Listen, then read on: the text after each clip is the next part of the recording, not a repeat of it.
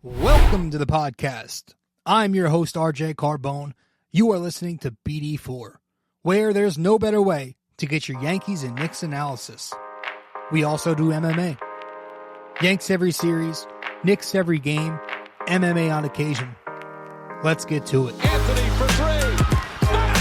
That one goes down, and the game is tied. I'd like to take this chance to apologize to absolutely nobody. The Yankees are champions of baseball. Shaking and baking right here on the neophyte. You guys trying to close the show. She was doing a great job of feeding that. It's over.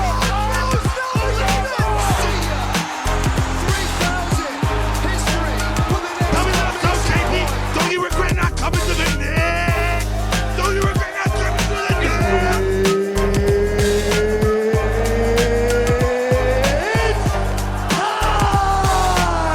Game over. World Series over. Yankees win. The Yankees win.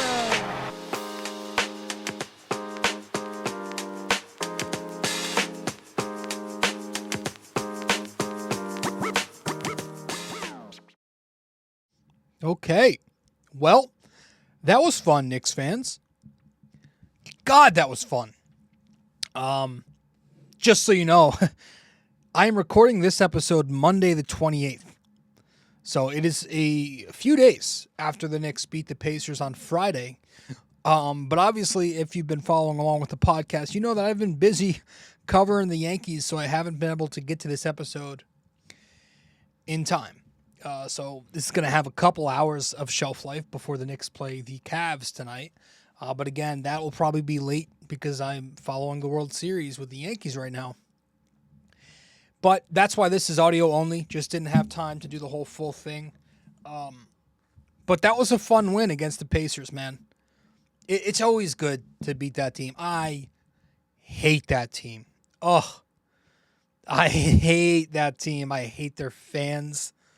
They're Hick fans. You know how I feel about that team. It just felt good to, this is the first time they met them since the playoffs. And, screw that entire organization. Screw that entire fan base.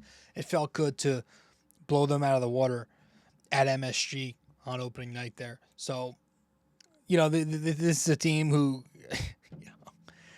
their tough guy leader and his team thought they were tough guys because, they beat the Knicks hospital unit last postseason when everybody and their mothers knew that the Knicks had the better squad, but they weren't healthy at all. And that's not an excuse, which is why the Knicks came out here and they showed that they were the better team by blowing them out the water again in their home opener. It's just, I don't know why Pacer fans were bragging about beating that depleted G League Knicks team last year when they went on to win as many games as the Knicks did in the next round. So,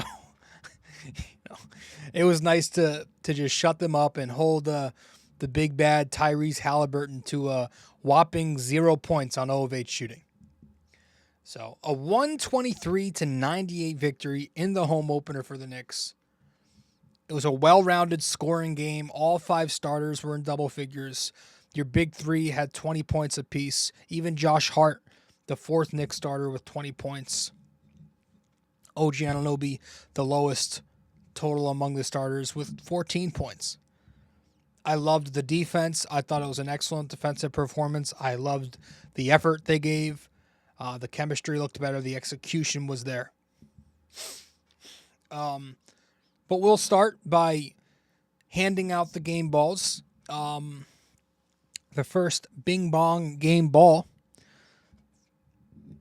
we'll hand it out to Jalen Brunson of the starting unit. 26 points.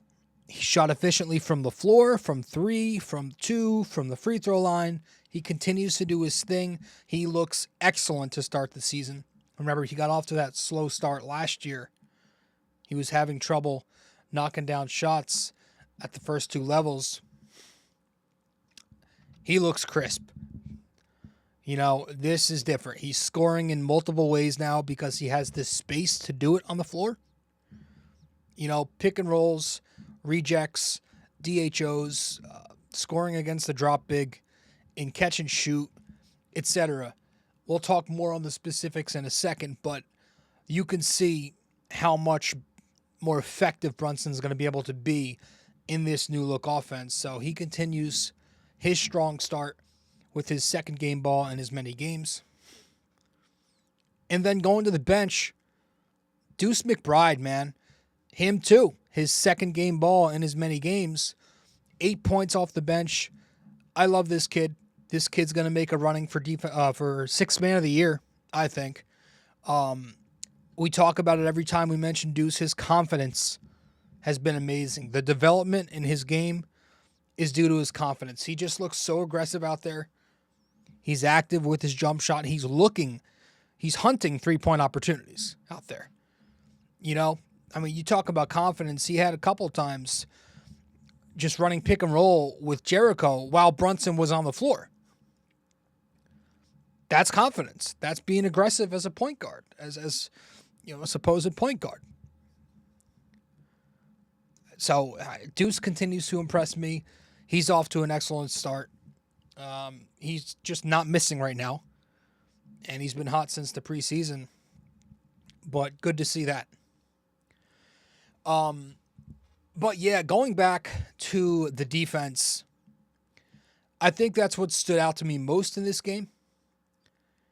After what happened in Boston to open up the season, where the communication, the chemistry, the execution, it was just a mess. They were getting toyed with, right? Untimely switches, late rotations, just a ton of confusion out there.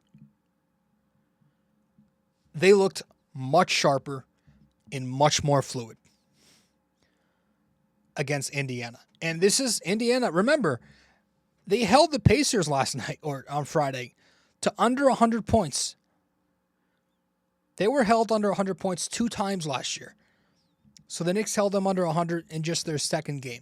Indiana is one of the best offenses in the NBA. They're the second best offense in the NBA. Boston's number 1. So there's no better way to bounce back than to do what they did against that Pacer offense on Friday. It was an impressive team defensive performance. The communication was on key.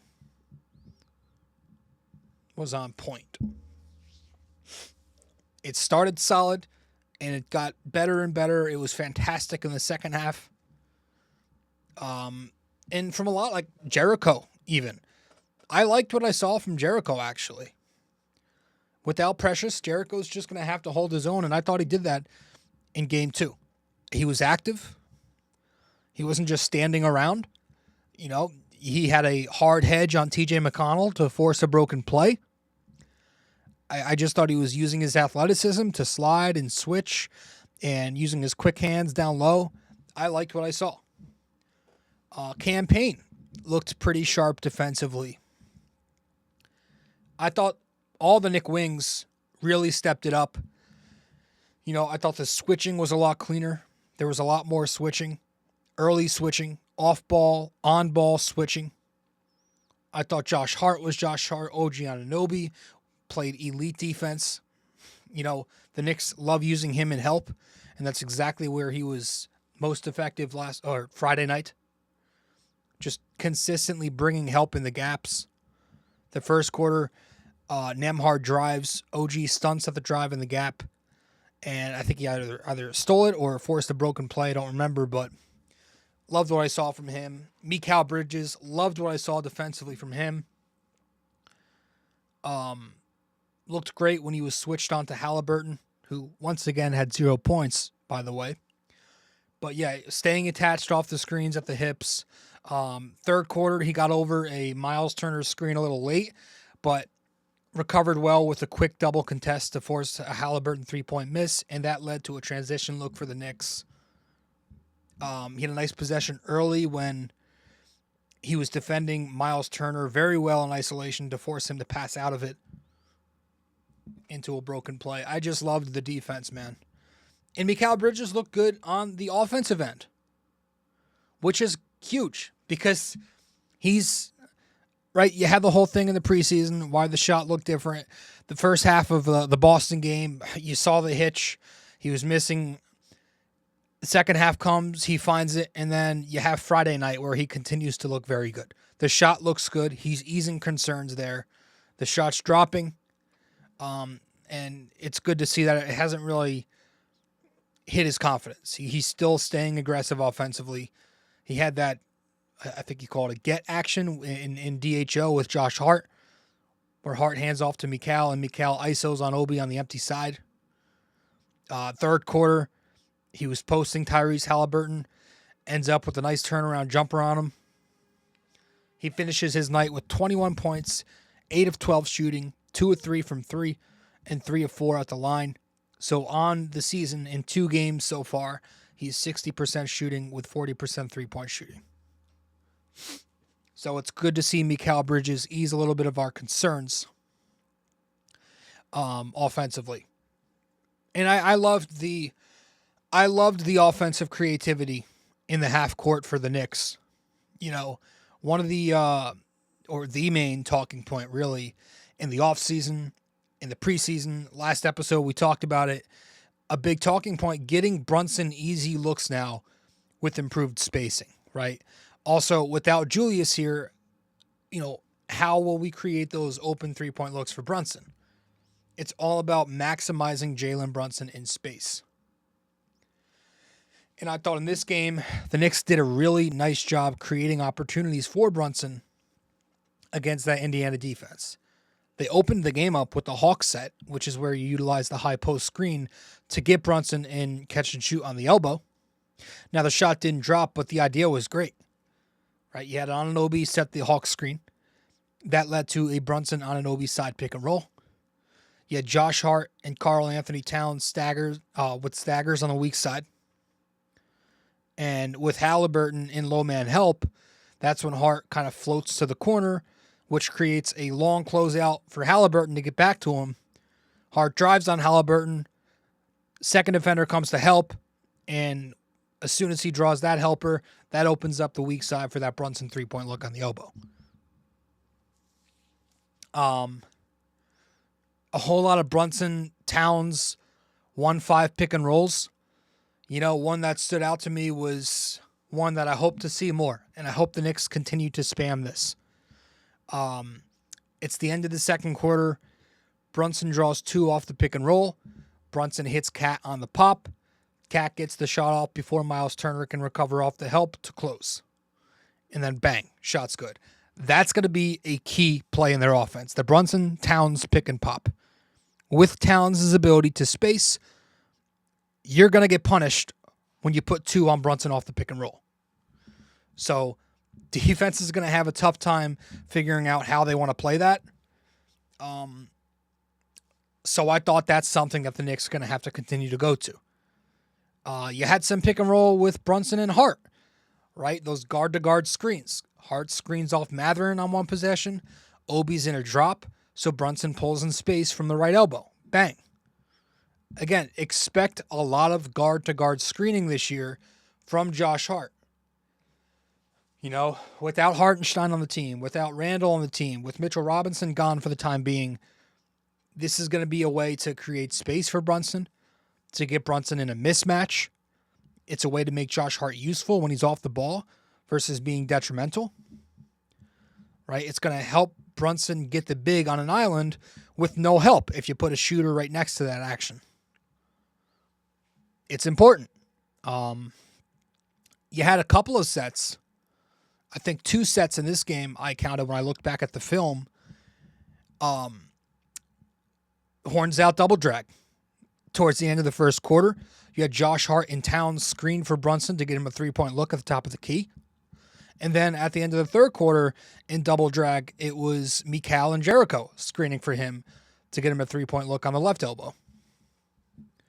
So just different ways to get Brunson looks off the ball, relocating, you know, off the dribble. It's going to be key in this offense. Without Randall's gravity, that's how Brunson's going to have to operate. So I like the way the continuity looked. And another talking point that we've brought up before has been getting Karl Anthony Towns post-up looks. He's a good passer from the post, but not only is he a good passer, he's just a mismatch most of the time. So he's going to have that advantage to score. The first field goal of the game from Cat, he posts Miles Turner, and the Knicks were using Mikal as the spacer one pass away. This way you remove the strong side help onto Towns, which I think was Halliburton at the time. Middle to late third quarter, Towns isolates Turner on the baseline. He gets by him in triple threat, draws contact. So that's something I want to see the Knicks go to, as Towns will be their secondary scorer. Spam those post-up looks as well. You know, you just saw a lot of creativity from Tibbs, you know, continuing to kill the narrative from the, what the kids say, casuals that say he doesn't have a playbook. I mean, you saw a lot. The Knicks featured a lot of different sets. Miami actions where you DHO into pick and roll, right? There was one where you had Mikal in DHO with Deuce to get him the ball. Jericho sets the ball screen to draw 2 on the roll, and that opens up a 3-point look for Deuce. Yet another where it's Brunson to OG in DHO. Jericho sets the ball screen. Again, great game from Jericho. He sets a ball screen for OG to drive and finish off the pick and roll. You know, another Miami action where this time it was Mikal to Brunson in DHO. I think Towns sets that ball screen. And with Matherin helping on the pick and roll, Brunson hits the open Mikal, who stampedes. You saw a lot of slot to slot plays in that fourth quarter. They had 2 to open up. They didn't convert both times, but I loved the idea. You know, they were going Cam to Anunoby to get him going downhill as soon as you cross that timeline. This was an action the Knicks used a lot with Randall and Dante last year. So I expect that to be something they continue to tinker with. A Chicago set. The first basket the Knicks made was off a Chicago set. Josh Hart sets the pin down. Towns goes to OG and DHO. OG attacks left on Miles Turner, who's in a drop. And he knocks down the fadeaway off the bank. So, I really just, the way they looked offensively, the way they looked defensively, it was a very well played game for the Knicks. And that was my biggest takeaway. So, a shorter episode here. We're going to head to break. I think that'll be it. We'll wrap it up with our trivia, about 20-something minutes. And that'll be that. Stay with us. We'll be right back in 2 minutes. Hey there. Thanks for listening in so far. If you enjoy this episode, please give us a 5-star rating and review on Apple Podcasts. And if you're on YouTube, don't forget to like, comment, and subscribe. Thanks so much.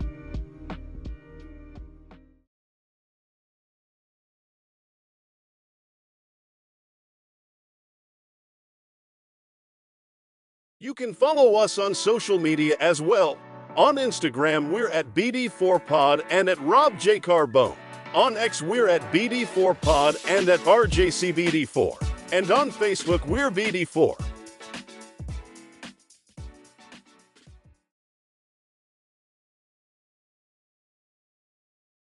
If you're interested in our website, just go to www.bd4blog.com.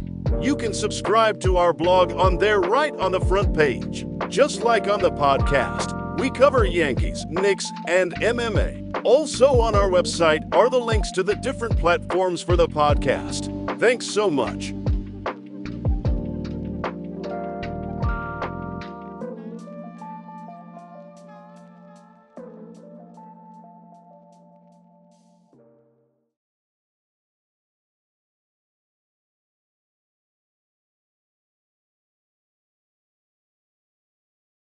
Studio 69 Productions is a podcast production agency created by Leo Rodriguez to allow content creators to market their podcast. It's an online platform that will market your podcast or any other project that you're working on. Get in touch with Leo Rodriguez from Studio 69 Productions. You can find Studio 69 Productions on Instagram at Studio69NJ. Studio 69 Productions, where dreams are heard and born.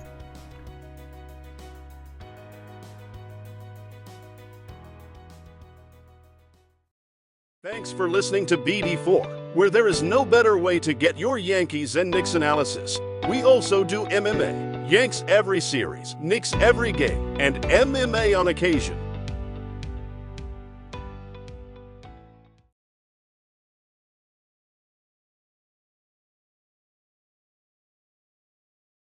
Okay. Welcome back to the show, episode 733 of the podcast. Thanks for tuning in to BD4. BD4, where there's no better way to get your Yankees and Knicks analysis.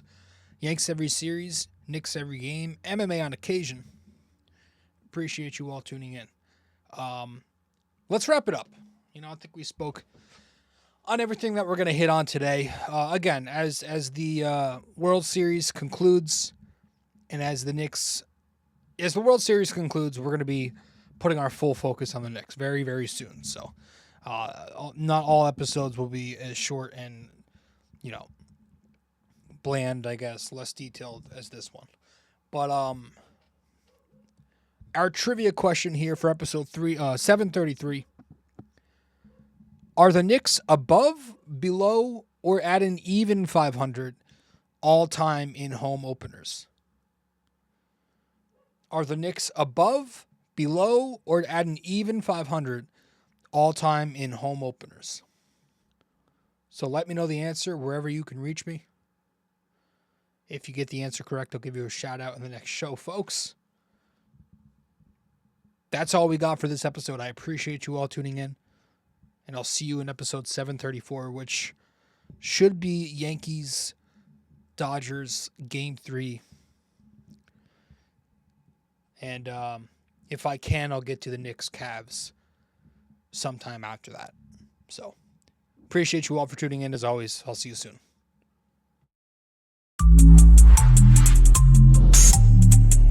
This episode was brought to you by Anchor. Hey there! If you stayed the entire way through, we thank you immensely for it. We hope you enjoyed this podcast and that you come back for the next episode real soon.